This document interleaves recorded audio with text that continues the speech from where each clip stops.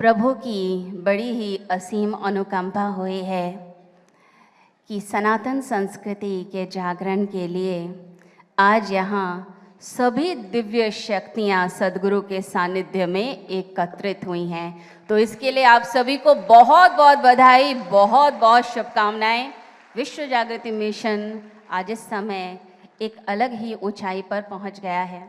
हमारी संस्कृति, हमारी सभ्यता, हमारी विरासत, हमारे देश की विचारधारा हजारों साल पुरानी है। जब दूसरे देशों के अंदर भाषा का और संस्कृति का सिर्फ विकास ही हो रहा था, उस समय हमारे देश में गीता पे, वेद पे, पुराण पे, वेदांत पर चर्चा हो रही थी। भारत हमेशा से विश्व गुरु रहा है और आज भी पूरे विश्व को यदि कोई जीना सिखा सकता है, पूरे विश्व में शांति ला सकता है, पूरे विश्व का माहौल बदल सकता है, तो भारत का योग, भारत का आयुर्वेद और भारत का ज्ञान है। भारत अपनी अलग ही आध्यात्मिक विरासत से एक अलग ही ऊंचाई पर है। अगर हम देखें तो हमारी संस्कृति राम की, कृष्ण की संस्कृति है, त्यागियों की, तपस्वियों की, बलिदानियों की संस्कृति है। ये वो संस्कृति है जो कहती है कि हमें अपने देश के लिए सर्वोच्च बलिदान कर देना चाहिए, सब कुछ त्याग देना चाहिए। ये संस्कृति ऋषियों की संस्कृति है, गौतम की, कणाद की, पतंजलि की।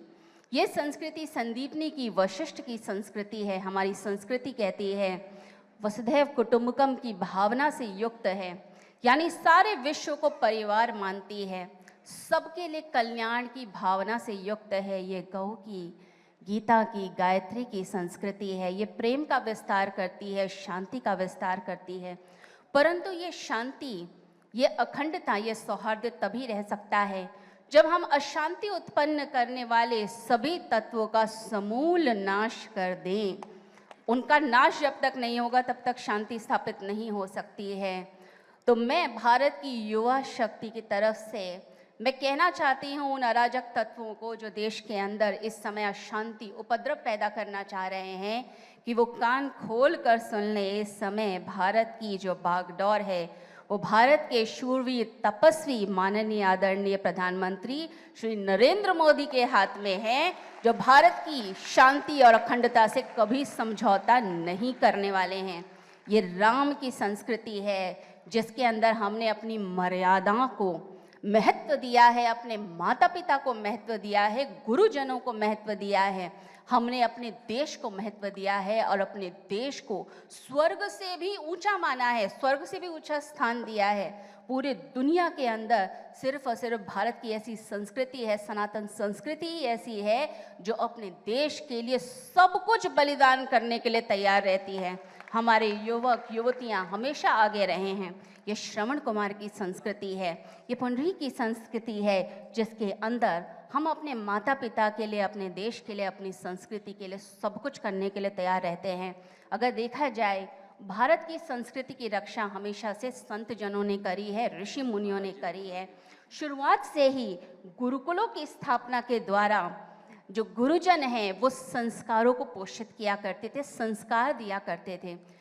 गुरुकुल तक्षशिला रहे हों, नालंदा रहे हों, ये सारे जो गुरुकुल थे वो एक बड़ी यूनिवर्सिटीज़ हुआ करते थे जहाँ से देश विदेश से लोग आकर अपना ज्ञान लेते थे। आजकल के समय में क्या हो रहा है, यूनिवर्सिटीज़ में डिग्रीज तो दी जा रही हैं, बच्चों के इंटेलिजेंस पे वर्क किया जा रहा है, टेक्नोलॉजिकली वो साउंड होने चाहिए, उनका आईक्यू लेवल बड़ा हाई होना चाहिए, परंतु उनका EQ लेवल, उनका AQ लेवल, उनके SQ लेवल के ऊपर ध्यान नहीं जा रहा है। सिर्फ उन्हें डिग्री पकड़ाई जाती है, रोजी रोटी कमाने का तरीका बता दिया जाता है, लेकिन व्यवहार विद्या क्या हो ये तो बताई नहीं गई। आप टेक्नोलॉजिकली साउंड कर रहे हैं, उन्हें कोडिंग सिखाई जा रही, जेनेटिक्स सिखाई जा रही है, माइक्रोबायोलॉजी, कंप्यूटर, मैथमेटिक्स, टेक्नोलॉजी में बच्चे साउंड हैं, लेकिन ये बच्चे मानसिक रूप से बीमार बच्चे हो जाते हैं क्योंकि इंफॉर्मेशन ओवरलोडिंग चल रही है। माइंड में अगर देखा जाए, हमारे ब्रेन में जो न्यूरॉन्स होते हैं, 120 करोड़ न्यूरॉन्स हैं, अगर एक एक तंतु को भी लगाया जाए तो पूरी पृथ्वी की परिक्रमा कर सकते हैं। इतने नाजुक महीन मशीनरी के ऊपर इतना लोड, इतना स्ट्रेस डाला जा रहा है। बच्चे ओवरथिंकिंग का शिकार हो रहे हैं इस समय। एंजाइटी, डिप्रेशन, इंसोम्निया की प्रॉब्लम्स बढ़ रही है। बच्चे एक जगह फोकस नहीं कर पाते, उनका मन नहीं लगता, उनका ध्यान नहीं लगता, इमोशनली वीक होने लग गए हैं, क्योंकि इस समय उन्हें पता ही नहीं कि हम अपने माइंड को, अपने थॉट्स को, अपने इमोशंस को हम कैसे बैलेंस करें। वो ये बात नहीं जानते हैं। हमारे गुरुकुलों के अंदर शुरुआत से ये चीज़ सिखाई गई। महाभारत के युद्ध के समय जब अर्जुन निराश हो गया था तो उसकी सारी इंटेलिजेंस धरी की धरी रह गई थी।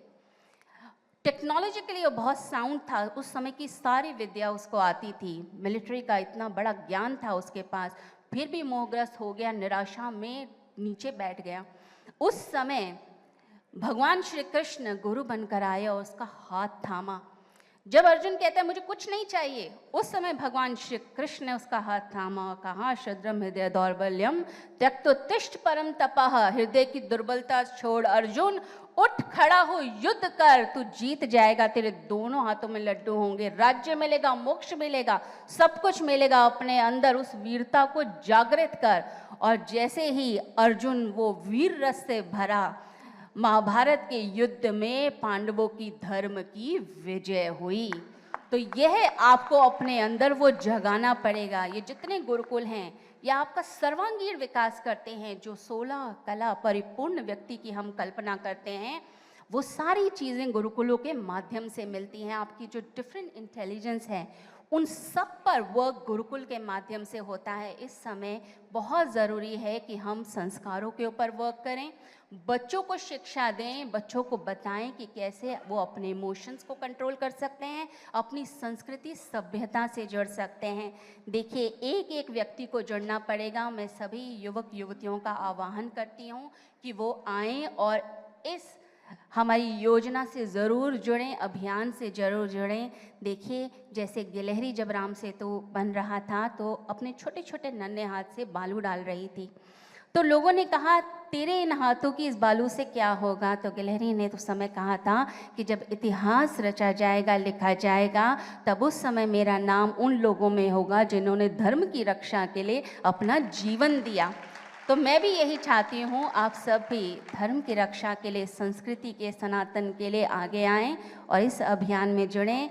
मैं यहाँ पर आई हुई सभी प्रेस को, मीडिया को, सभी का भी धन्यवाद देना चाहती हूँ कि जो इस अभियान के लिए पूरा, जो इस अभियान का जो मकसद है उसको सारे विश्व में फैला रहे हैं। और मैं अपने सद्गुरु का धन्यवाद देना चाहती हूँ कि उन्होंने मुझे ये मौका दिया कि मैं पूरे देश के अंदर और विदेशों में संस्कारों को सारी दुनिया तक पहुँचा पाऊँ। सभी का धन्यवाद, सभी को हरि ओम।